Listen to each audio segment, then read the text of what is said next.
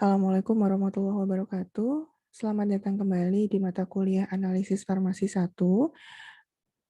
Hari ini kita akan melanjutkan pembahasan mengenai analisis kualitatif untuk senyawa organik.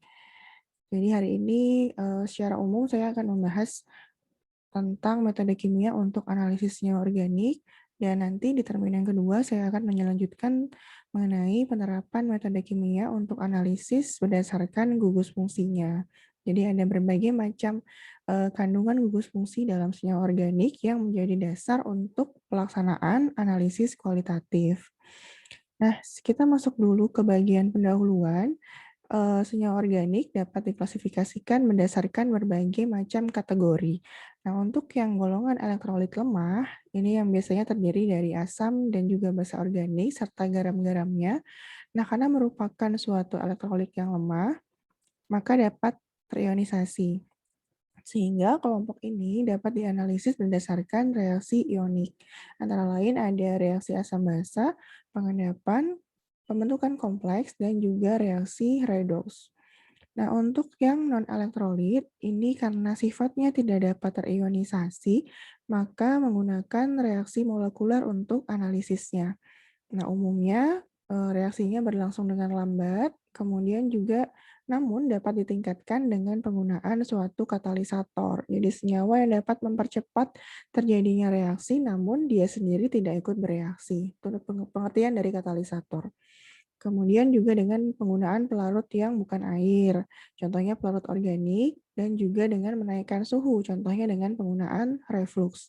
Nah, reaksi kimia yang dipakai antara lain ada hidrolisis, ada reaksi esterifikasi, ada asilasi, adisi, pembentukan senyawa kondensasi, reaksi redoks juga, dan juga bisa menggunakan reaksi substitusi, tergantung senyawa organiknya.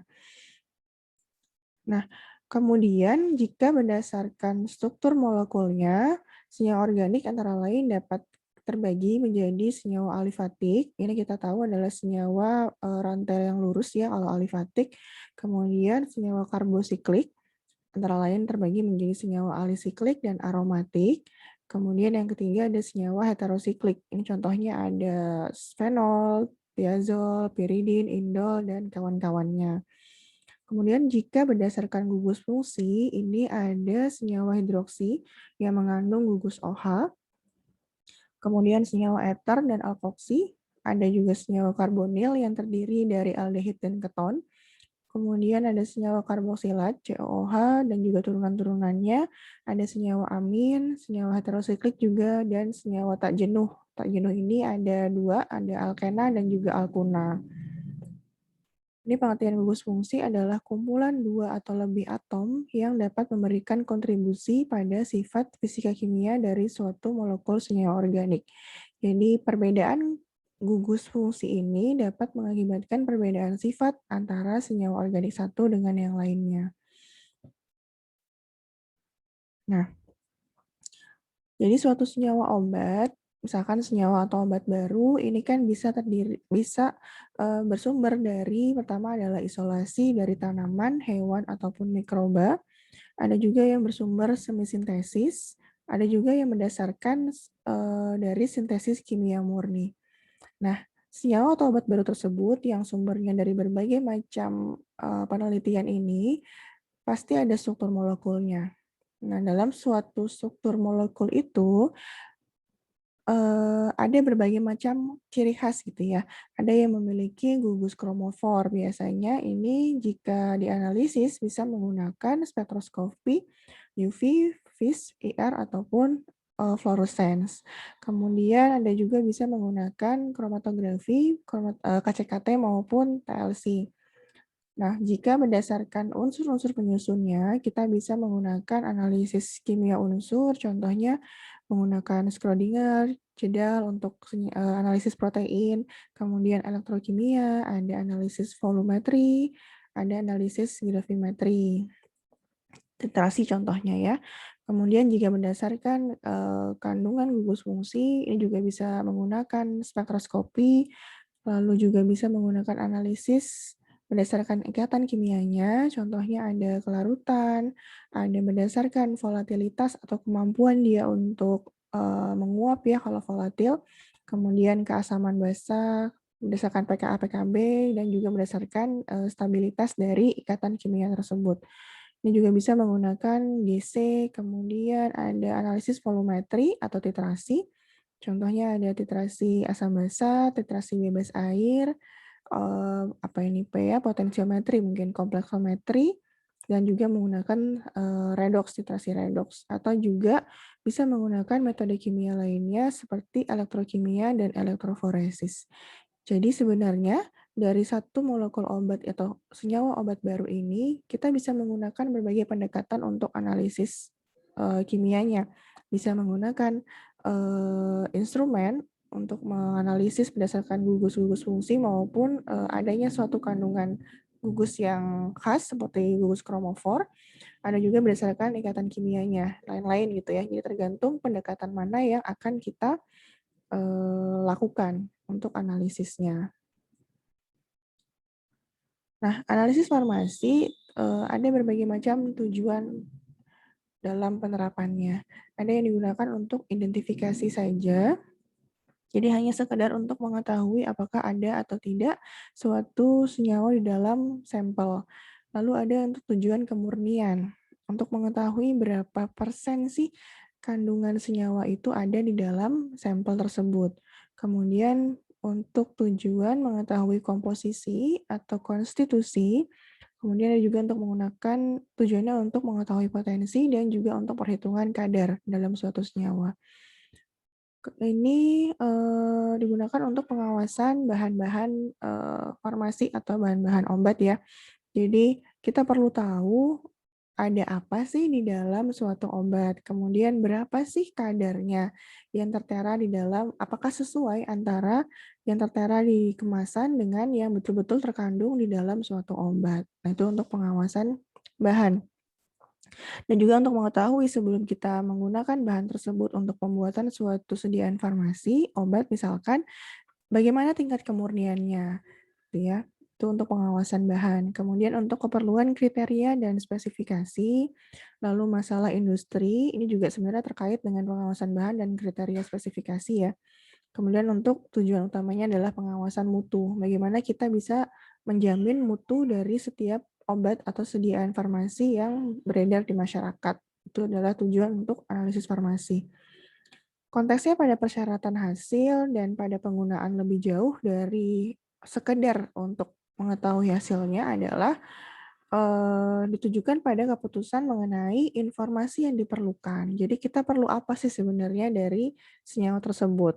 Apakah hanya untuk keperluan koli saja? Berarti hanya untuk tujuan identifikasi. Apakah sampai perlu tahu komposisi gugus fungsinya? Maka itu untuk keperluan tujuan untuk mengetahui komposisi atau konstitusi dari senyawa tersebut dan lain-lain. Gitu ya. Jadi pada keputusan mengenai informasi yang diperlukan. Lalu bagaimana cara memperolehnya dan juga implementasinya pada persyaratan yang ditentukan dan digunakan. Jika untuk industri pembuatan obat, mungkin pada suatu industri mensyaratkan bahwa kemurniannya harus 90% minimal.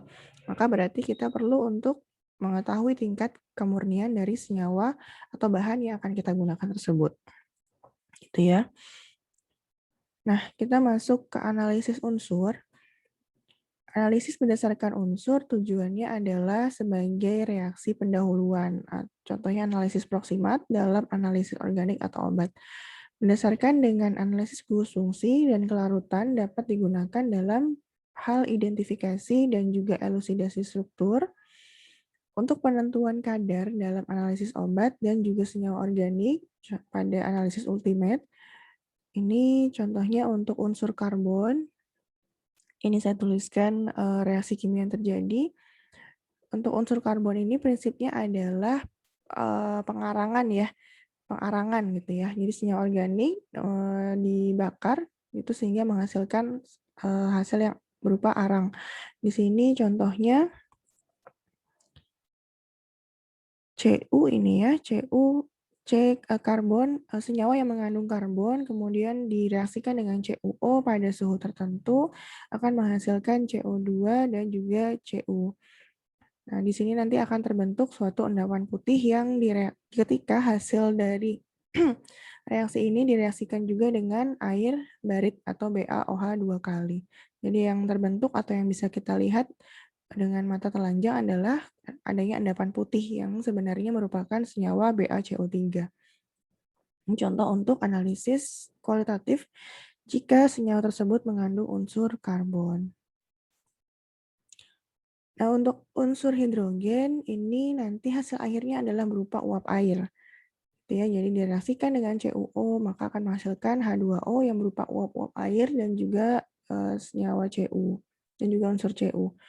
Lalu yang selanjutnya untuk ini reaksinya menggunakan cara Leysen. Prinsipnya adalah reduksi destruktif oleh logam Na. Jadi unsur-unsur tersebut seperti yang ada di layar, ini direaksikan dengan logam Na, kemudian akan menjadi suatu senyawa lain tergantung dari sumber unsur yang ada dalam senyawa atau bahan yang kita teliti. Jadi prinsipnya adalah mengubah senyawa organik menjadi senyawa anorganik yang larut air. Jadi jika kandungannya ada C atau Cn, ini berarti akan menjadi Na, NaCN, dan seterusnya. Nah ini bagaimana cara sains dilakukan, kurang lebih seperti ini. Jadi sampel kemudian ditambah dengan irisan logam Na, direaksikan dengan bantuan pemijaran, kemudian disaring hasilnya, akan diperoleh suatu filtrat sains, kemudian digunakan untuk identifikasi unsur natrium, sulfur, atau mungkin juga golongan-golongan halida. Biasanya sampel yang digunakan itu berkisar antara 20 sampai 100 mg zat. Jadi ini hati-hati juga untuk senyawa yang mudah meledak. Contohnya ada ini ya diazonium, ada dinitro, perklorat, dan lain-lain. Ini penjelasan untuk science test. Jadi senyawa yang mengandung unsur C, H, O, N ataupun S dapat ditentukan menggunakan logam Na dan akan membentuk senyawa NaCN, Na2S, NaOH, dan juga NaX. X ini merupakan senyawa halogen atau halida. Cara kerjanya adalah 100 mg zat ditambahkan dengan 1,5 gram logam Na, lalu dipijarkan, maka akan terjadi reaksi. Setelah dingin, kemudian ditambahkan dengan alkohol absolut, lalu kemudian ditambahkan air, lalu disaring. Nah, hasil saringan inilah yang merupakan kita sebut dengan filtrat Leysen. Fungsi penambahan alkohol ini untuk mengikat kelebihan logam Na, karena natrium apabila ditambahkan dengan air akan membebaskan gas hidrogen yang mudah terbakar. Jadi kalau langsung ditambahkan air, itu bisa mudah untuk terjadinya reaksi pembakaran ya, karena khawatir ada kelebihan logam Na di dalam reaksi tersebut. Maka ditambahkan lanjut dulu alkohol absolut untuk menarik kelebihan logam Na-nya. Kemudian 2-3 ml filtrat Leysen ditambahkan ferrosulfat yang sudah dihaluskan. Kemudian dikocok, dipanaskan sampai mendidih untuk mencegah terbentuknya FeOH2. Kemudian ditambahkan asam sulfat encer sampai larut. Nah, senyawa inilah yang akan bereaksi dengan asam dan terbentuk endapan berlian ini ya, biru berlin jika positif C dan N.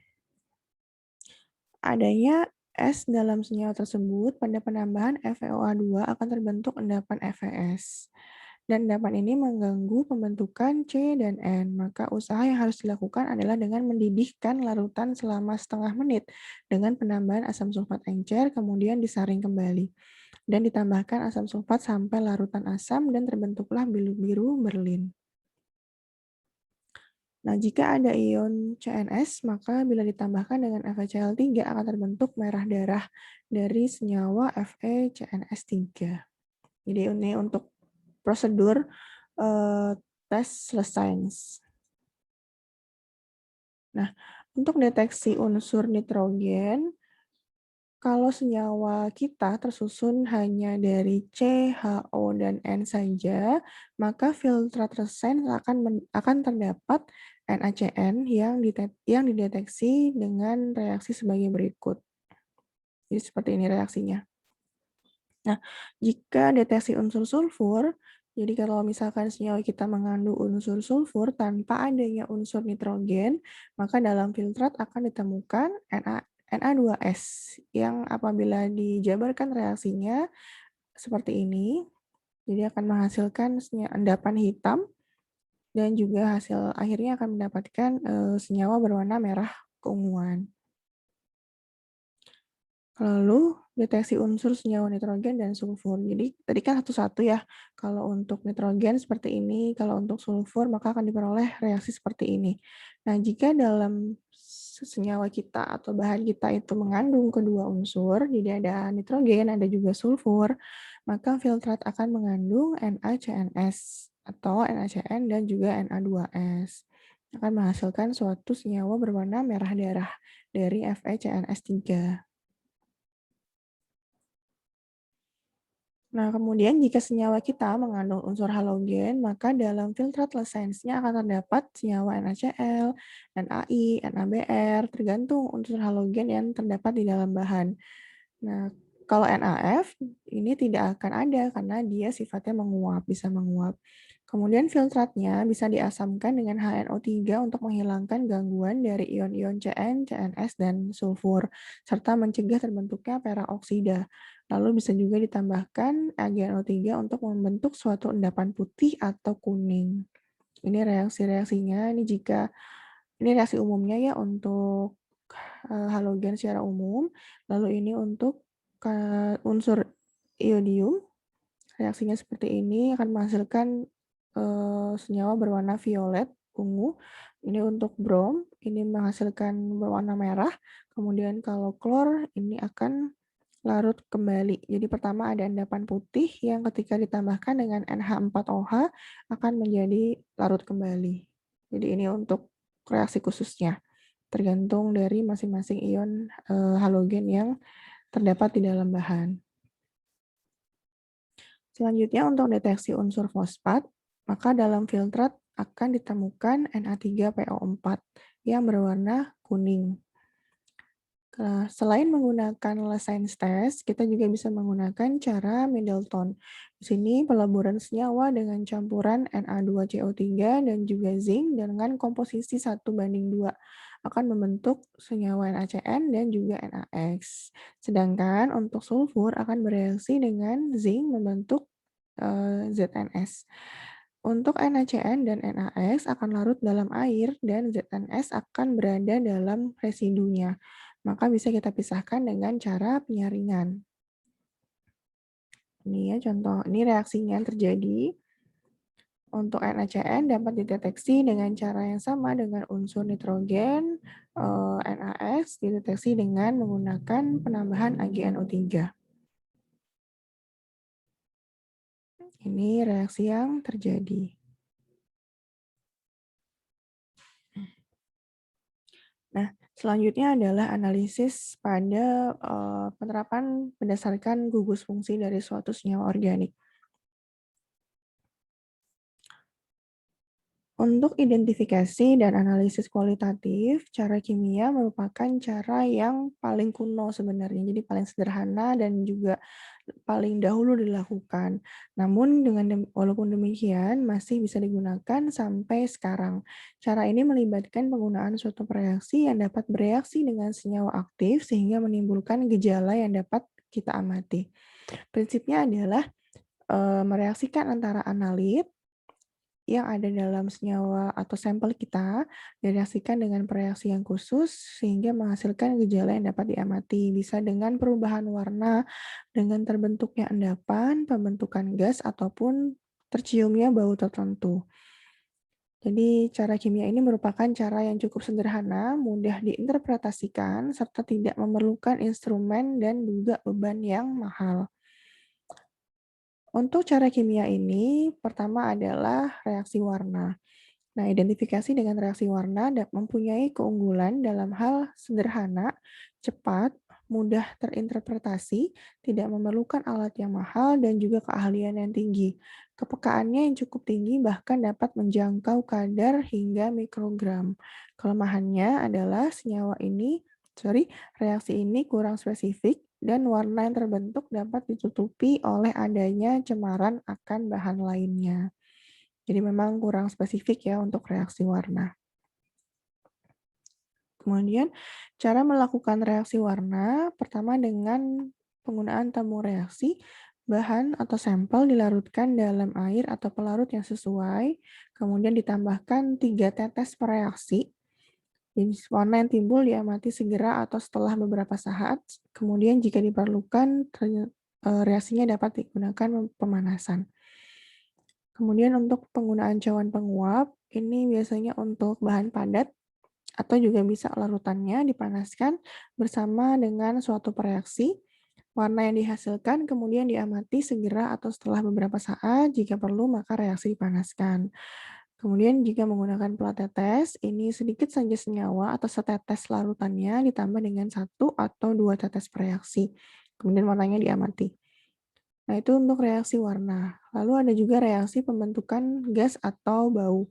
Beberapa senyawa akan membebaskan atau membentuk suatu gas atau molekul. Baunya juga kadang khas jika direaksikan dengan suatu reaksi atau dipanaskan tanpa atau bersama reaksi.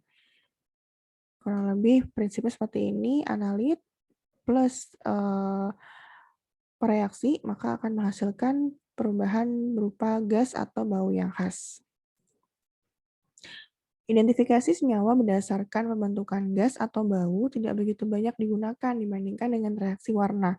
Karena itu, reaksi pembentukan gas dimasukkan ke dalam reaksi yang sifatnya umum atau juga untuk bisa digunakan untuk penggolongan senyawa. Contohnya pertama adalah senyawa turunan piridin. Ini akan membebaskan piridin yang berbau khas jika dipanaskan atau dilebur bersama dengan Na2CO3. Lalu untuk senyawa-senyawa amida, dia akan membebaskan senyawa NH3 yang berbau khas kalau direaksikan dan dipanaskan dengan NaOH pekat.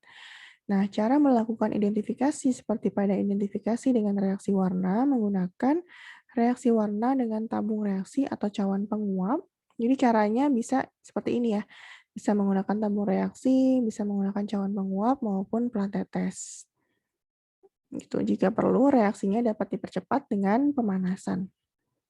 Namun perlu diperhatikan ya, agar tidak menghirup secara langsung hasil reaksinya, maka prinsipnya seperti ini. Jadi nggak langsung kita mencium, mendekatkan hidung kita kepada wadahnya, cukup dengan kibasan tangan di atas tabung reaksi atau cawan penguap tempat reaksi dilakukan. Jadi seperti ini kurang lebih.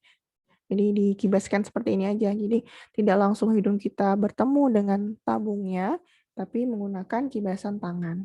Ini untuk menghindari menghirup langsung. Jadi khawatir gas yang ditimbulkan ini tidak baik ya untuk dihirup, maka caranya seperti ini. Nah, ada reaksi warna, kemudian dengan terjadinya gas atau bau yang khas. Lalu yang ketiga adalah reaksi pembentukan endapan. Di sini endapan yang terbentuk dapat berupa endapan yang berwarna atau tidak. Nah, dapat juga berupa endapan amorf atau habur berbentuk kristal. Nah, pengamatan dilakukan pada warna, bentuk, dan juga sifat fisika seperti titik lebur endapan yang terbentuk. Ada terjadi reaksi mikrokristal contohnya. Ini adalah cara identifikasi yang dapat diamati dengan pengamatan kristal di bawah mikroskop terhadap serbuk hablur yang terbentuk gitu ya. Terhadap bentuk habur kristal jika suatu reaksi ditambahkan pada larutan atau senyawa yang dianalisis.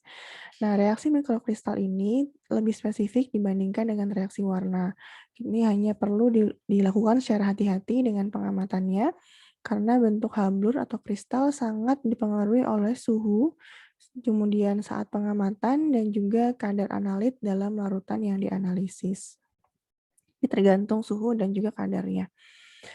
Cara melakukannya, untuk reaksi mikrokristal, 1 atau 2 tetes larutan zat ditetesi dengan 1 tetes HCl 0,5 normal, lalu ditambahkan 2 tetes per reaksi mikrokristal. Jika perlu ada pemanasan di atas api kecil, namun ini catatannya adalah kaca objeknya harus ditutup dengan kaca penutup. Kemudian diamati di bawah mikroskop, Catat dan gambar bentuk kristalnya, kemudian dibandingkan dengan zat pembanding baku yang juga dilakukan perlakuan yang sama. Bentuk yang biasa terlihat antara lain ada jarum, pipih, papan roset, kubus persegi, dan lain-lain. Ini reaksi mikrokristal. Kemudian bisa juga dengan penetapan suhu lebur endapan atau kristal. Jadi endapan yang terbentuk ditetapkan suhu leburnya. Biasanya merupakan senyawa derivatnya. Jadi senyawa turunannya ya. Beberapa senyawa yang mempunyai karakteristik yang sama. Ini berdasarkan reaksi gugus fungsi dan titik leburnya dapat dibedakan dengan reaksi dari derivatnya dan penetapan suhu leburnya. Ini contohnya lihat di tabel. Jadi asam sebakat titik leburnya 133, ini kurang lebih ya dengan senyawa derivatnya. Oh gini, jadi asam sebakat, ini suhu lebur senyawa derivatnya, anilit 123, amida 141, dan seterusnya. Perlu diperhatikan, titik lebur sangat dipengaruhi oleh kemurnian senyawa derivat tersebut. Oleh karena itu, maka endapan perlu dimurnikan terlebih dahulu dengan cara kristalisasi dan dikeringkan sebelum ditentukan suhu leburnya. Nah, derivatisasi ini adalah proses pembentukan senyawa derivat dari suatu senyawa dengan suatu reaksi khusus. Ini adalah reaksi kimia yang terjadi. Nah, kemudian kita masuk ke analisis gugus fungsi. Jadi, sebelum kita bahas gugus fungsi ini, tadi kita perlu mengetahui juga untuk analisis unsurnya ya. Nah, ini baru kita masuk ke analisis gugus fungsi. Pertama adalah gugus fungsi alkohol, atau rumus umumnya adalah ROH. Alkohol ini, seperti yang kita tahu, adalah suatu senyawa hidroksi. Jadi mengandung gugus OH yang berikatan dengan ikatan alifatik pada rantai senyawa alifatik yang bersifat netral dan larut dalam air atau dioksan. Terdapat beberapa jenis alkohol, yaitu ada alkohol primer, sekunder, dan juga tersier. Berdasarkan jumlah gugus OH-nya, dikenal adanya alkohol monovalen dan juga polivalen atau poliol. Untuk analisis gugus fungsi alkohol bisa dengan reaksi menggunakan logam natrium. Ini reaksi kimianya, hati-hati dengan ledakan, ini akan menghasilkan gas hidrogen. Kemudian juga bisa dengan reaksi dengan seri amonium nitrat, akan menghasilkan senyawa tersebut berwarna merah, yang jika positif terdapat kandungan alkohol di dalamnya. Sedangkan kalau ada fenol ya, itu akan memberikan warna merah coklat. Lalu untuk reaksi esterifikasi seperti ini akan dicium wangi ester di hasil reaksinya. Bisa juga menggunakan uji santat, reaksinya seperti ini hati-hati, kita bisa melihat identifikasinya dengan terbentuk adanya endapan kuning jika positif adanya gugus fungsi alkohol. Lalu ada uji kromat anhidrat, ini prosedurnya menggunakan reaksi CrO3 dalam larutan asam sulfat, ditambahkan perlahan-lahan melalui dinding tabung sejumlah 30 ml air, kemudian didinginkan. Nah, dia akan berwarna jingga merah. Reaksi ini adalah reaksi oksidasi, gitu ya. Alkohol primer dan sekunder bereaksi memberi endapan hijau atau hijau biru. Sedangkan untuk tersier dia tidak bereaksi sehingga larutannya tetap berwarna jingga. Yang keenam, bisa menggunakan uji vanadium oksin menggunakan reaksi larutan amonium valvadat dalam air dan 1 tetes 8 hidroksiquinolin atau oksin dalam asam asetat encer.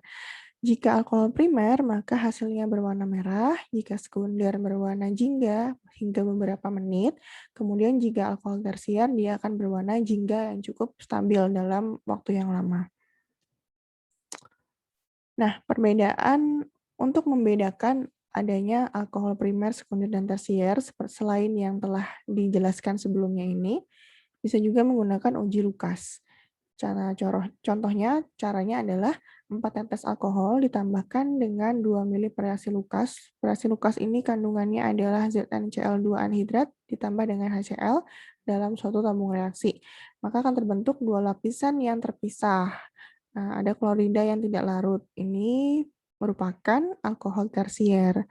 Kemudian jika setelah 5 menit terbentuk lapisan yang keruh, maka itu merupakan alkohol sekunder. Namun, jika tetap jernih, maka tergolong dalam alkohol primer. Jadi lihat nanti ketika direaksikan dengan reaksi Lucas, apakah dia terbentuk dua lapisan, kemudian apakah lapisan yang menjadi keruh setelah 5 menit didiamkan, atau mungkin tetap jernih. Itu untuk membedakan 3 golongan alkohol. Ini reaksi kimianya. Nah, untuk meyakinkan adanya alkohol tersier yang ini, maka dapat digunakan HCl pekat langsung. Nih, kalau mau reaksinya cepat ya bisa menggunakan HCl, akan menghasilkan keruhan. Nah, alkohol primer dan juga sekunder tidak akan bereaksi dengan HCl tersebut. Kemudian selain menggunakan uji Lucas, untuk membedakan 3 golongan alkohol, bisa menggunakan oksidasi, reaksi oksidasi. Jika alkohol primer ini akan teroksidasi menjadi gugus aldehid dan selanjutnya dapat menjadi asam karboksilat. Itu ya, ini reaksi kimianya. Untuk alkohol sekunder, dioksidasi dia akan menjadi keton dan alkohol tersier hanya dapat dioksidasi dengan penguraian gugus karbonilnya. Untuk aldehid dan keton, hasil oksidasi dari alkohol primer dan sekunder ini, jadi kalau aldehid kan hasil dari primer, untuk keton itu hasil oksidasi dari alkohol sekunder. Nah, kemudian selanjutnya dapat diuji dengan reaksi Schiff untuk aldehida dan reaksi logam rotena untuk keton. Ini reaksi lanjutannya. Kemudian selain oksidasi, eh, ini untuk selanjutnya ya, jadi untuk analisis gugus fungsi, bisa juga menggunakan pembentukan senyawa derivatif derivatif atau turunan. Senyawa derivatif merupakan hasil reaksi dengan suatu reaksi yang khusus agar membentuk suatu senyawa yang lebih baik dalam pengujian. Misalnya mempunyai titik leleh yang khas, kemudian tingkat penguapan atau volatilitas yang tinggi untuk kromatografi gas, penambahan gugus kromofor untuk penggunaan analisis menggunakan spektroskopi dan juga kromatografi cair, dan juga pembentukan senyawa yang berwarna untuk analisis menggunakan kalorimetri. Jadi prinsipnya adalah analit, kemudian ditambahkan dengan reaksi derivatisasi, kemudian akan menghasilkan suatu senyawa derivatif. Ini contohnya untuk pembentukan senyawa derivatif menggunakan reaksi 3,5 dinitrobenzoil klorida, maka akan membentuk senyawa ester yang kuat dan memiliki titik leleh yang khas dan juga cukup tajam. Ini reaksi kimianya. Nah, untuk alkohol primer dan sekunder dengan reaksi isosianat akan membentuk uretana. Itu adalah suatu ester asam karbonat dengan titik leleh yang cukup tajam juga, jadi cukup spesifik. Ini reaksi kimianya. Selanjutnya untuk alkohol primer dan sekunder juga akan membentuk asetil dengan penambahan reaksi asetat anhidrat. Ini masuk ke reaksi asetilasi dengan menggunakan katalisator yaitu piridin. Ini reaksi kimianya. Nah, tadi adalah berbagai macam cara analisis kualitatif untuk gugus fungsi alkohol. Nah, kemudian yang kedua adalah untuk gugus fenol atau AROH. Fenol ini merupakan senyawa hidroksi yang berikatan dengan suatu radikal aril, yaitu senyawa aromatik. Umumnya tidak berwarna, tetapi dapat berwarna akibat adanya oksidasi alil oksigen dari udara. Sifatnya asam, dapat larut dalam NaOH 5%. Uji yang digunakan untuk mendeteksi gugus fenol berdasarkan reaksi terhadap gugus hidroksi juga. Jadi yang pertama bisa menggunakan reaksi dengan FeCl3 atau besi 3 klorida. Ditambahkan kepada 1 mili larutan fenol dalam air, dia akan terbentuk bermacam-macam warna, tergantung senyawa fenol yang dianalisis. Ini reaksi kimia yang terjadi. Ini ya, jadi kalau untuk resveratrol dia akan berwarna biru atau violet. Kalau asam salisilat dia ungu violet, kemudian alfa naftol ini akan dia berwarna pink dan lain sebagainya. Kalau ada tanin dia akan berwarna hijau. Nah, ada juga menggunakan reaksi Lieberman. Ini caranya 100 miligram zat dilarutkan dengan 1 mili asam sulfat ditambahkan beberapa miligram NaNO2 kristal. Dia akan terbentuk warna biru kehijauan atau violet. Ini akan terbentuk suatu senyawa indofenol. Hanya benzen yang mempunyai posisi parah yang bereaksi dengan reaksi ini. Dia yang bisa direaksikan dengan reaksi Lieberman. Lalu yang ketiga adalah dengan menggunakan uji pelelehan phthalate. Caranya dengan memanaskan 100 miligram zat dengan ftalat anhidrat dan 2 tetes asam sulfat, lalu ditambahkan ke dalam larutan NaOH 10% dalam beker gelas. Ini reaksi kimianya. Jika kandungan senyawanya adalah fenol katekol hidrokuinon akan berwarna biru. Jika mengandung alfa naftol atau beta naftol akan berwarna hijau. Yang keempat, kita bisa menggunakan uji penggabungan dengan diazosulfanilat. Ini reaksi yang terjadi akan menghasilkan senyawa berwarna merah. Gugus alkohol sudah, kemudian gugus fenol sudah. Yang ketiga adalah analisis pada gugus karbonil. Karbonil kita tahu terdiri atas dua macam gugus fungsi. Ada gugus aldehid, yang rumus umumnya adalah RCHO, dan juga gugus keton, RCOR. Nah, aldehida lebih reaktif dibandingkan keton. Kita bisa analisis berdasarkan reaksi adisi dan oksidasi. Untuk reaksi umum gugus karbonil, jadi secara umum, ini seperti ini reaksi kimianya akan terbentuk endapan berwarna jingga kecoklatan. Nah, untuk reaksi khusus dengan gugus aldehid, kita bisa menggunakan uji Tolen. Ini reaksi kimia yang terjadi. Reaksi positifnya khusus untuk senyawa yang mengandung gugus aldehid. Kalau untuk keton, dia tidak akan bereaksi. Kemudian juga bisa menggunakan uji Schiff. Uji reaksi Schiff mengandung larutan air fludisin pararosanidin HCl yang dihilangkan warnanya dengan melarutkan gas SO2 atau penambahan NaSO3. Ini reaksi kimia yang terjadi akan membentuk senyawa berwarna merah. Kemudian uji Benedict, ini modifikasi dari larutan Fehling dan mengandung ion tembaga 2 basa yang dikomplekskan dengan adanya ion sitrat. Hasilnya nanti akan berwarna biru. Larutan reaksinya berwarna biru. Nah, hasil reaksinya akan menghasilkan warna merah. Reaksi Benedict positif hanya untuk aldehid alifatik. Dengan demikian, dapat dipakai untuk membedakan aldehid alifatik dan juga aromatik. Sementara untuk keton akan memberikan reaksi negatif dengan reaksi Benedict ini. Maka itu bisa membedakan antara gugus karbonil yang aldehid dan keton. Selanjutnya untuk gugus keton ini bisa menggunakan reaksi khususnya dengan uji legal Rotera. Jadi senyawa keton memberikan reaksi positif berwarna merah ungu dengan bereaksi. Ini reaksi kimianya. Bisa juga menggunakan uji iodoform. Jadi dengan penambahan I2, ini akan menghasilkan endapan kuning. Reaksi positifnya ya. Reaksi positif diberikan oleh senyawa yang mengandung gugus CH3OH.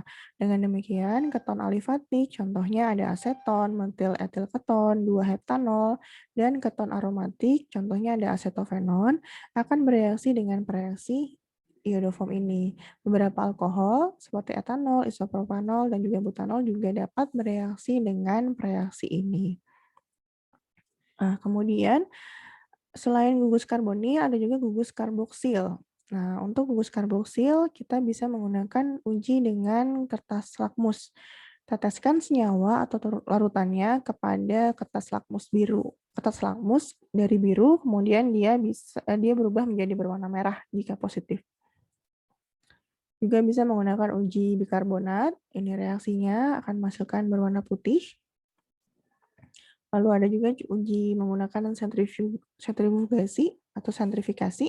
Ini ditambahkan dengan alkohol dan asam sulfat akan menghasilkan senyawa ester. Nah, untuk ester ini bisa menggunakan uji phenolphthalein. Jadi sampel dalam etanol dan 2 tetes NaOH 5% ditambahkan dengan 2 tetes phenolphthalein, kemudian dipanaskan. Ini akan menghasilkan larutan berwarna merah muda yang memudar, kemudian jernih tidak berwarna. Lalu juga bisa menggunakan uji hidroksamat. Ini reaksi kimianya, dia akan menghasilkan warna merah pada larutannya. Selain ester, aryl klorida, amida, dan anhidrat memberikan reaksi warna pada reaksi ini. Jadi pada reaksi hidroksamat juga menghasilkan reaksi warna. Kemudian karbohidrat untuk gugus yang mengandung karbohidrat mono dan disakarida. Kita tahu dengan karbohidrat ini kan macam-macam ya, ada monosakarida, ada disakarida, ada polisakarida. Nah, untuk mono dan disakarida larut dalam air tetapi tidak larut dalam pelarut organik. Karbohidrat tidak mempunyai titik lebur tetapi mengalami dekomposisi pada pemanasan. Kita bisa menggunakan beberapa pengujian untuk uji kualitatifnya, bisa menggunakan uji Molis, uji Benedict, uji pembentukan ozon. Nah, ini 3 saja yang saya tampilkan. Untuk uji Molis ini merupakan reaksi umum untuk golongan karbohidrat. Untuk mono dan disakarida ini ya memberikan reaksi positif, memberikan warna violet atau merah dengan reaksi Molis. Reaksi Molis ini merupakan yang isinya adalah larutan aftanaftol dalam asam sulfat pekat. Selain menggunakan Molis, kita bisa menggunakan uji Benedict. Ini akan menghasilkan endapan merah CU2O. Jadi aldosa akan memberikan reaksi positif dengan uji Benedict, sedangkan untuk ketosa tidak bereaksi. Kemudian pembentukan ozon. Ini ozonnya, reaksi kimianya seperti ini. Nah, reaksi pembentukan asam sangat berarti pada identifikasi karbohidrat karena memberikan hablur yang bentuknya spesifik dan juga derivat titik leleh yang khas. Ya, uji ozon ini digunakan untuk identifikasi gula-gula, jadi gula reduksi atau gula non-reduksi biasanya, sedangkan uji Benedict dapat diganti dengan Vehling atau uji Benfood. Kemudian gugus nitro dapat diidentifikasi dengan uji reduksi hidroksilamin, menghasilkan endapan cermin perak, menggunakan juga uji besi hidroksida, ini akan menghasilkan suatu senyawa berwarna coklat. Untuk gugus amina yang mengandung NH2, bisa menggunakan uji Huysberg. Ini membedakan antara golongan amina dan antara lain ada amina primer, sekunder, dan tersier. Ini ya rumus umumnya, kalau primer RNH2, sekunder R2NH, sedangkan untuk amina tersier adalah R3N. Untuk reaksinya, ini ya, merupakan senyawa paratoluen andifonil klorida. Ini adalah rumus kimianya. Nah, ini untuk reaksi kimia pada amina primer, dia akan membentuk suatu endapan, jadi dari jernih. Hasil reaksinya seperti ini, kemudian akan larut dalam NaOH. Jadi ketika ditambahkan NaOH, dia akan melarut. Kemudian ini untuk reaksi kimia pada amina sekunder, ini hasil reaksinya tidak larut dalam NaOH, jadi tetap terbentuk endapan. Kemudian yang untuk amina tersier, dia tidak bereaksi dengan reaksi Huysberg. Nah, bisa juga menggunakan uji diazotasi dan penggabungan. Reaksinya seperti berikut, akan menghasilkan senyawa berwarna merah. Kemudian bisa menggunakan uji dengan para DAB HCl. Dimetil aminobenzaldehid ya, DAB itu ini akan menghasilkan senyawa berwarna kuning atau merah atau jingga, tergantung intensitas senyawanya. Bisa juga menggunakan uji batang korek api atau kandungan lignum di dalam batang korek api, bisa dengan cara melarutkan zat dalam HCl pekat, lalu dicelupkan batang korek api. Batangnya akan menjadi berwarna kuning atau merah jingga. Jadi batang yang bukan yang ada warna coklat tua ketika saat apinya menyala, bukan itu ya, tapi batang yang berwarna coklat muda itu. Nah, itu yang dicelupkan ke dalam campuran larutan zat dan reaksinya. Jika positif, maka berwarna kuning atau merah jingga. Bisa juga menggunakan uji karbilamin. Ini akan menghasilkan bau, hati-hati ini karena racun.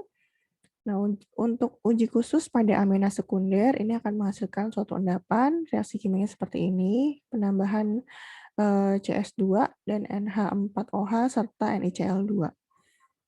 Nah, ada juga untuk reaksi gugus amida. Ini ya rumus umumnya RCO NH2 dengan menggunakan reaksi pelepasan NH3.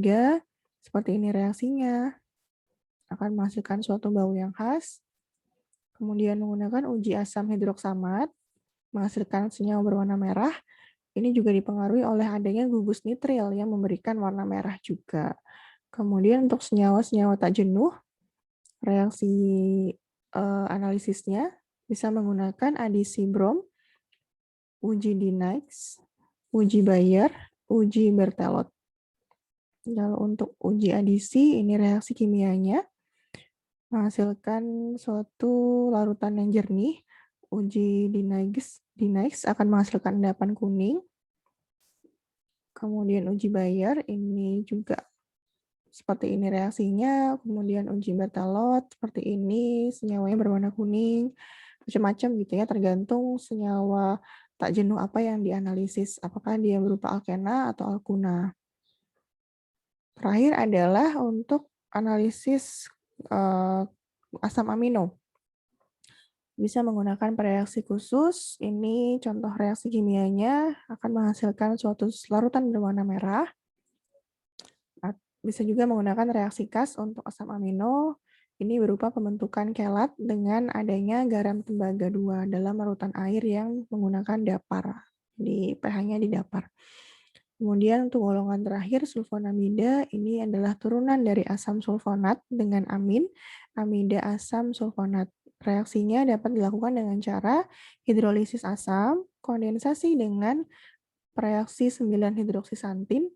Untuk sulfonamida yang digunakan sebagai antibakteri, kita tahu bahwa untuk senyawa antibakteri itu kan banyak ada yang terdiri dari golongan-golongan sulfonamida. Nah, untuk reaksi identifikasinya dapat dilakukan pada gugus amin primer aromatiknya. Nah, seperti itu mungkin